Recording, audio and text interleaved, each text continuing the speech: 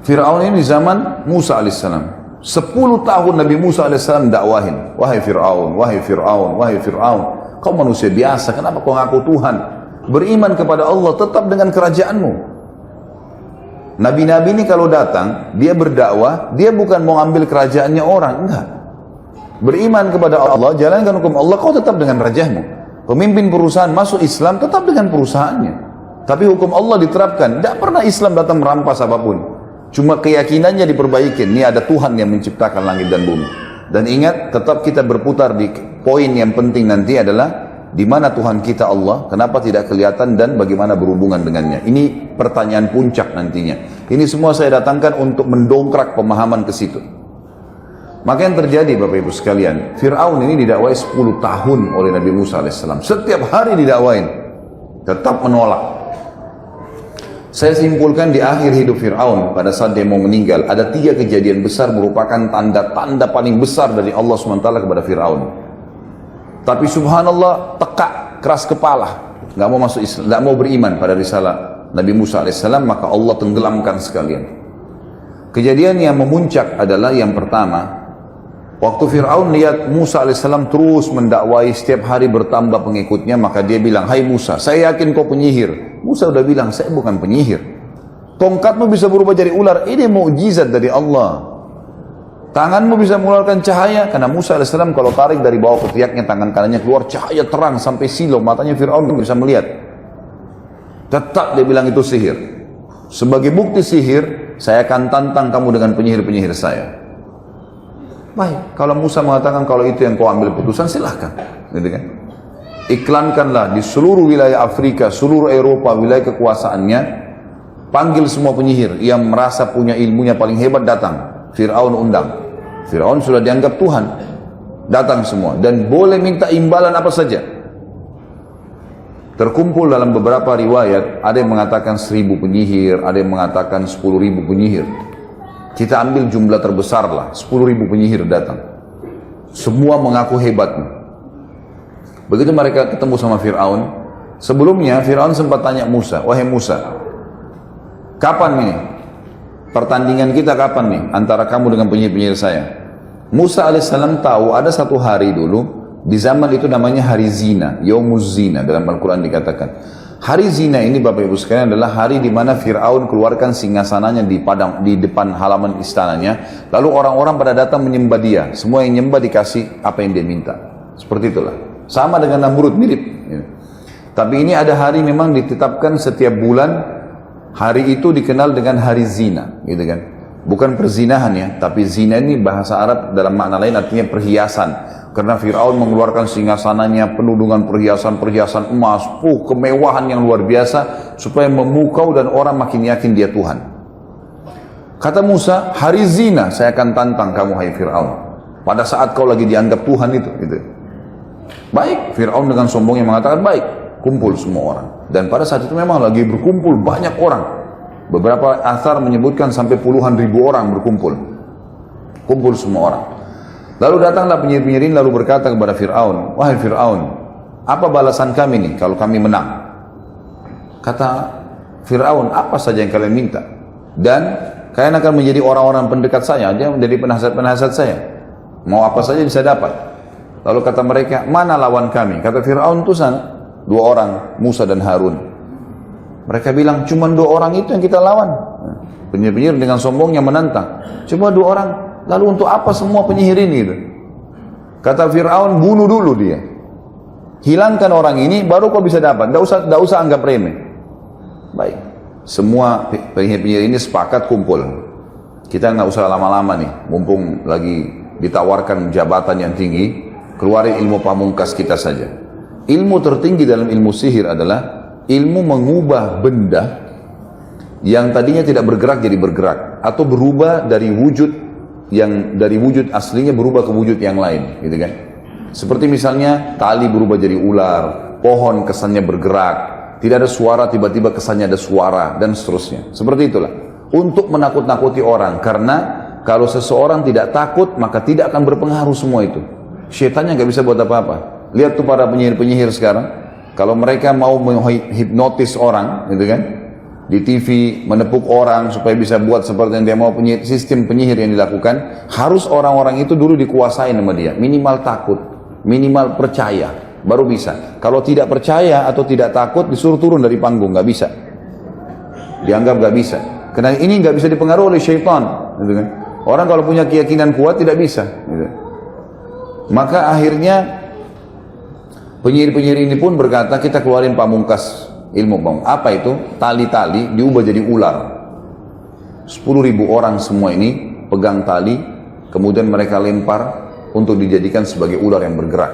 Pertamanya mereka bilang pada Musa, wahai Musa, kamu yang nunjukkan kemahiranmu dulu atau kami duluan? Kata Musa, silahkan duluan, lihatkan saja. Maka mereka pun akhirnya, kata Allah, mengubah tali-tali mereka, yukhayyalu min sihrihim annaha tas'a, mengubah dengan sihir mereka seakan-akan tali itu bergerak, berubah jadi ular dan bergerak. Maka semua orang bersorak-sorak waktu itu. Luar biasa ini kejadiannya, dan banyak puluhan ribu orang yang menyaksikan. Fir'aun pun dengan banggahnya duduk di singgasananya melihat kejadian tersebut. Nah, ini sudah luar biasa, 10.000 lawan 2 orang nggak mungkin. Sempat Nabi Musa alaihissalam dalam Al-Quran dikatakan fa'aujasa fi nafsi khifatan Musa. Musa alaihissalam sempat takut sejenak, sebentar, ragu nih. Lalu Jibril datang mengatakan, kulna la takhaf, kami berkata kepadanya, jangan kau takut, innaka antal ala, kau pasti menang. Wa alqi ma fi yaminika talqafu ma sana'u innama sana'u kaidu sahir wa la yuflihu sahiru haitsu ata. Yang mereka lempar yang di tangan kananmu tongkat tuh di lapangan yang sedang ada pertandingan, gitu kan? Maka pasti akan membatalkan semua sihir-sihir mereka. Karena yang mereka lakukan adalah perilaku sihir, dan sihir tidak akan pernah bisa menang dari arah manapun dengan ayat Allah. Tidak mungkin bisa menang, gitu kan? Musa alaihissalam masuk, lempar tongkatnya. Ada alasan di sini. Kenapa Al-Quran menceritakan kepada kita, tiba-tiba waktu tongkat Musa AS dilempar dan jadi ular, seluruh penyihir tersebut sujud dan berkata, kami beriman kepada Tuhannya Musa dan Harun. Apa rahasianya itu? Karena ternyata penyihir-penyihir ini tahu, tali yang mereka lempar jadi ular tidak bisa menyerang. Jadi kalau kita pun mengatakan Bismillah atau A'udzubillah, bisa kembali kepada wujud aslinya. Batal tuh, setan yang menghiasinya hilang. Maka mereka tahu betul itu sihir. Musa alaihissalam lempar tongkatnya, berubah jadi ular besar. Mereka ular kecil, ini ular besar. Dan ularnya Musa alaihissalam jalan, lalu makan. Dimakanin satu-satu tuh ular mereka. Semua sampai ular terakhir, yang 10.000. Maka karena kejadian tersebut, kata Allah, fa'ulqiyas saharatu sujada. Semua penyihir sujud tiba-tiba. Qalu amanna bi rabbi Musa wa Harun. Kami beriman kepada Tuhannya Musa dan Harun, gitu kan.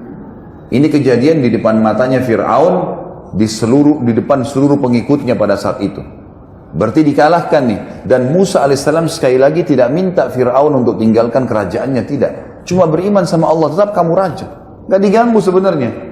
Tapi tetap kejadian ini tidak membuat Fir'aun beriman. Gak beriman. Lalu apa yang terjadi? Kita lihat kejadian besar yang kedua. Allah datangkan lagi, ini saya bilang Bapak Ibu sekalian, kalau orang tidak gunakan akal fikirannya, hati nuraninya, sudah ada peringatan tidak dipegang, sudah ada peringatan, ya, sudah ada sampai kepada kita informasi untuk ibadah, tidak mau ibadah, maka nanti Allah datangkan peringatan lebih besar daripada itu. Kejadian kedua yang besar pada saat itu, berjalanlah kehidupan Fir'aun seperti biasa, Musa AS juga berdakwah, lalu Allah timpahkan cobaan yang berat yang kedua kepada Fir'aun dan pengikutnya, ditimpakan musim peceklik, kering, Mesir kering, gak ada air, sampai sungai Nil yang merupakan sumber kehidupan utama masyarakat Mesir habis airnya, habis kering, gak ada air. Fir'aun berusaha secara manusiawi, gitu kan, mendatangkan air, berikan tumbal. Ini sungai Nil ini sudah dilemparin sapi, lemparin kambing, lemparin anak gadis, tumbal, gak kalah ada airnya. Lalu dia lakukan upaya yang terakhir, sudah bertahun, ini berjalan setahun atau 2 tahun. Kata ulama berbeda pendapat, setahun atau 2 tahun terjadi musim peceklik yang panjang. Tidak ada lagi air. Lalu Fir'aun melakukan upaya terakhirnya adalah membiayai prajurit-prajuritnya untuk pergi keluar Mesir. Di wilayah Afrika yang lain ada air. Datangkan air. Tapi karena kemarau panjang, habis air, dengan hikmah Allah, prajurit-prajurit yang jumlahnya ratusan ribuan orang pergi ambil air itu, mereka kehausan tengah jalan, mereka minum air itu. Sehingga tidak ada air. Terakhir sekali pengawalnya Fir'aun mengatakan, nih ya Fir'aun, air tinggal ini, segelas ini, nggak ada lagi. Ini habis anda minum, nggak ada lagi air, sudah habis. Sudah tidak ada lagi, upaya semua sudah dilakukan, tidak ada yang ditinggalkan, semua uang sudah dikeluarkan, tenaga sudah dikirimkan, tumbal-tumbal, kembang 7 warna sudah dilempar, segala macam, nggak ada manfaatnya. Fir'aun bilang, ini lucunya Tuhan bermusyawarah nih. Apa saran kalian? Mereka semua diam, tidak ada lagi. Apa yang mau dilakukan? Semua sudah dilakukan upaya maksimal, dan begini caranya Allah mengingatkan sebenarnya. Gitu kan? Terakhir ada satu orang penasihatnya bilang, begini Fir'aun, ada satu yang belum anda lakukan, tinggal satu ini, nggak ada lagi sudah. Fir'aun dengan semangat, apa itu? Anda belum minta kepada Tuhannya Musa. Tinggal itu tuh yang belum. Yang lain semua sudah kita usahakan. Maka dengan semangat dia mengatakan, baiklah, panggil Musa. Dengan hikmah Allah, Musa alaihissalam dengan orang-orang beriman ini tinggal di satu lokasi, gitu kan? Di wilayah Mesir juga, di pinggiran Mesir, ada sumur, airnya banyak. Jadi orang beriman subur saja, nggak ada masalah. Dan Fir'aun tidak tahu kalau ada sumur di situ. Musa alaihissalam hidup makmur, nggak ada masalah. Datang Musa alaihissalam ke istana. Fir'aun tidak mau tunjukin ya kelemahannya. Lalu dia bilang, wahai Musa, kau mengaku punya Tuhan yang bisa mampu mengerjakan apa saja. Bukan begitu? Kata Musa, iya benar. Baik, sekarang kau tahu Mesir lagi ditimpa paceklik, panas. Sungai Nil pun habis airnya. Ini masyarakat kehabisan air. Kalau Tuhanmu bisa turunkan hujan dari langit, maka saya akan beriman. Musa alaihissalam senyum berkata, wahai Fir'aun, betul yang kau ucapkan ini? Kalau Allah Tuhanku, diulangi begini, Tuhanku dan Tuhanmu Allah menurunkan air dari langit dan hilang nih masalah di Mesir, kau akan beriman? Kata Fir'aun, kalau Tuhanmu turunkan hujan dari langit yang saya tidak bisa lakukan, tentu saja. Dan ini jadi saksi semua nih, orang-orang dayang-dayangnya, perdana menterinya, semua jadi saksi semua. Di depan mata Fir'aun, Musa alaihissalam angkat tangan mengatakan, ya Allah, zat yang telah menahan turunnya hujan untuk masyarakat Mesir. Jadi bahasanya jelas, ini yang menahan hujan kamu ya Allah, gitu kan? Ya Allah, zat yang telah menahan hujan untuk masyarakat Mesir, turunkanlah hujan ini sebagai tanda kebesaranmu. Belum Musa alaihissalam turunkan tangannya, hujan lebat sebulan non-stop sampai sungai Nil penuh, semua masyarakat hidup tenang lagi kembali. Pertanyaannya, berimankah Fir'aun? Fir'aun mengucapkan kalimat kufur, Bapak Ibu sekalian. Hati-hati dengan kalimat begini. Begitu sudah subur semua, kata Fir'aun apa? Sudah sekarang saatnya hujan turun. Hanya itu. Ini seperti Bapak Ibu sakit, bertahun-tahun berobat, gitu kan? Nggak sembuh-sembuh. Satu kali sholat tahajud, mulai berdoa sama Allah, terus tiba-tiba ketemu dokter, ketemu resep sembuh. Wah, dokter saya hebat. Subhanallah. Allah yang sembuhin gitu. Kok bisa dokternya? Dokter kan semua resepnya semoga lekas sembuh, tidak ada pasti sembuh. Enak benar kita kalau ke dokter dia bilang pasti sembuh, itu luar biasa. Ini tidak ada dokter begitu, sehebat apapun dia, gitu kan? Jadi harusnya hati-hati dengan kalimat kufur begini. Baik, berjalan kehidupan lagi. Ternyata dengan kejadian tersebut tersebar satu wilayah Afrika. Kalau Fir'aun yang kita akui sebagai Tuhan juga minta tolong sama Tuhannya Musa. Berarti Tuhannya Musa lebih hebat tuh. Banyak orang beriman kepada Musa alaihissalam, beriman kepada Allah. Fir'aun melihat komunitasnya dia makin kecil, tinggal yang di sekitar kerajaan. Yang lainnya ini kena tampiasan dakwanya Musa alaihissalam. Tidak juga mau beriman, padahal Musa tidak minta kerajaannya. Musa bukan datang mau merebut kerajaannya nih. Didakwahin baik-baik, cuma beriman kamu tetap dengan kerajaanmu, silahkan dengan kekayaanmu, dengan pakaian mewahmu, silahkan.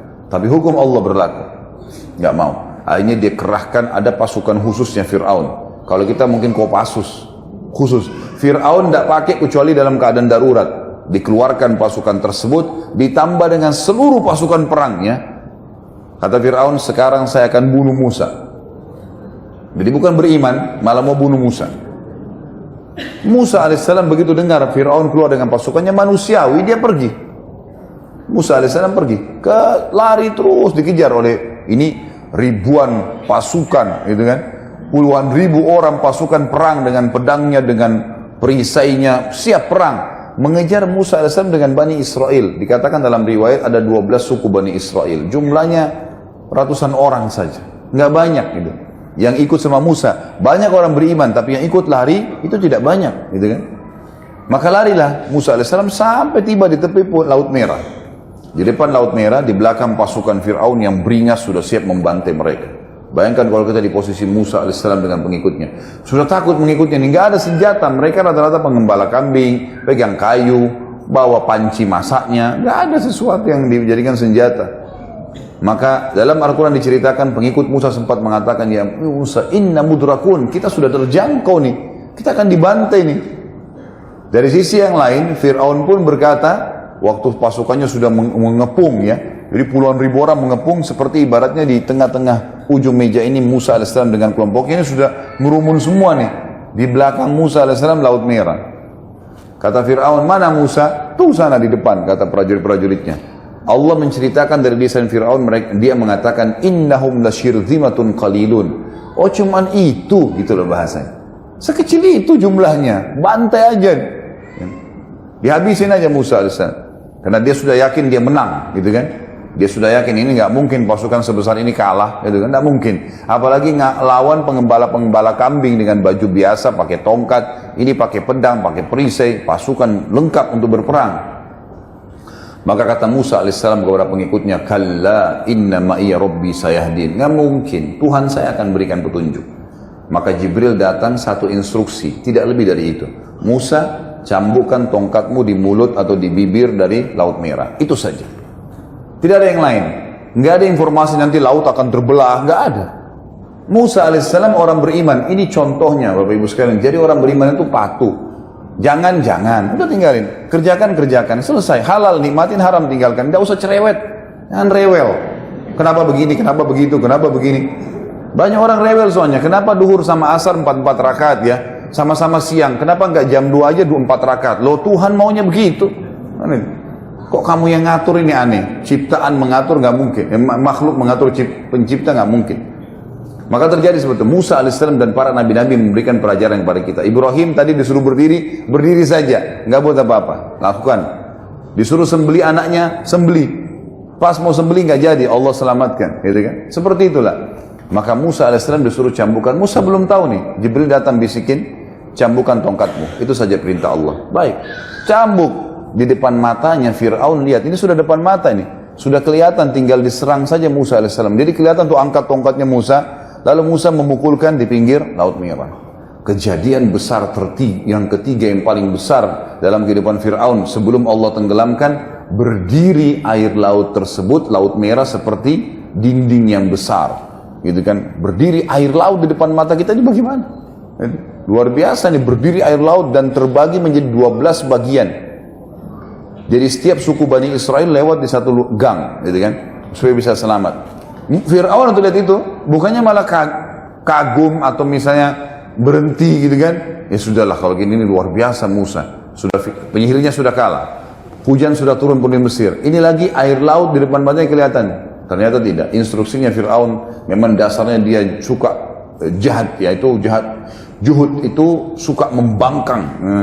Maka dia mengatakan, kejar cepat sebelum Musa selamat ke pinggir. Masih dikejar sama dia. Dia masuk ke di antara air itu, lorong-lorong air itu. Sudah luar biasa dikuasai sama syaitan, gitu kan. Akhirnya Allah selamatkan Musa dengan pengikutnya, lalu tenggelamkanlah Fir'aun dengan pasukannya. Semuanya tenggelam. Lalu Allah ceritakan kepada kita dalam Al-Quran tentang apa yang Fir'aun ucapkan. Waktu sudah mulai tenggelam, baru dia bilang, amantu billadzi amana bihi banu Israel, ya, saya beriman kepada apa yang diimani oleh Bani Israel. Kata para ulama, dia nggak bisa lagi ucapin Allah karena sudah bangkangnya. Saya mau beriman, gitu kan? Kata Allah, al-ana, sekarang, waqad kunta minal mufsidin, sebelumnya kau menjadi perusak di muka bumi, gitu kan? Gimana caranya? Hari ini kami akan selamatkan badanmu sebagai tanda-tanda kebesaran untuk orang-orang yang datang setelahmu. Sampai sekarang di museum di Kairo bisa dilihat muminya Fir'aun. Masih ada. Jelas ada fisiknya, inilah orang yang membangkang kepada Allah. Seperti itu. Maka habislah kehidupan Fir'aun yang penuh dengan kerajaan, kekayaan, kelebihan fisik, pasukan yang kuat, hanya karena kufur kepada Allah.